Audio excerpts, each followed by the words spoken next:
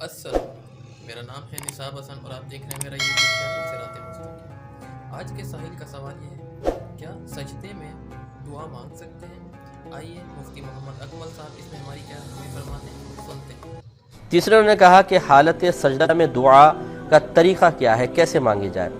دیکھیں، پہلی بات تو یہ کہ آپ فرض کے سجدے میں نہ مانگیں دعا، نوافل کے سجدوں میں نبی کریم صلی اللہ علیہ وسلم سے دعا مانگنا منقول ہے، لیکن اس میں بھی یوں کہ جو آپ یوں نہیں کہ اردو میں دعائیں مانگنا شروع کر دیں، بلکہ جو منقول اور ماثور دعائیں ہیں، نبی کریم صلی اللہ علیہ وسلم نے کوئی دعا مانگی، آپ کو یاد ہے اور اس کا مفہوم بھی آپ کے ذہن میں، یہ ہمیشہ یاد رکھیں کہ جب آپ اللہ تعالیٰ کی بارگاہ میں عربک میں کوئی دعا پڑھ رہے ہیں تو جب تک اس کا مفہوم آپ کے ذہن میں نہیں ہوگا، اس دعا کا آپ کو فائدہ حاصل نہیں ہو سکتا ہے۔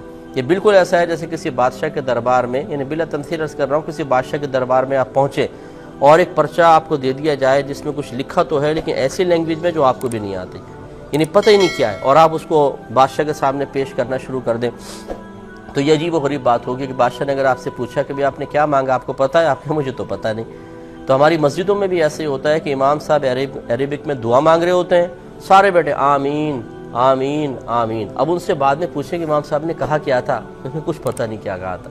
حتیٰ کہ اگر اس عوام سے یہ پوچھ لیا جائے نا کہ آمین آپ نے کہا، آمین کا مطلب کیا ہے، وہ کہیں گے یہ بھی نہیں پتہ ہمیں کیا ہے۔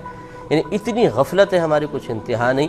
تو لہٰذا بہتر یہ ہے کہ آپ منقول دعائیں پڑھیں، اگر پڑھنا چاہیں کرنا چاہیں دعا تو سجدے میں جا کر اور اس کا بھی مفہوم آتا ہو، ورنہ نہ ہی کریں تو بہتر ہے۔ آپ نماز پڑھیں آخر میں، ویسے اردو میں اپنی نماز کے بعد یعنی اردو میں دعا مانگ لیں، وہ بہت اچھا ہے۔ اس طرح کی مزید معلومات حاصل کرنے کے لیے ہمارا چینل سبسکرائب کریں اور بیل آئیکن کو پریس کریں۔ جزاک اللہ خیر۔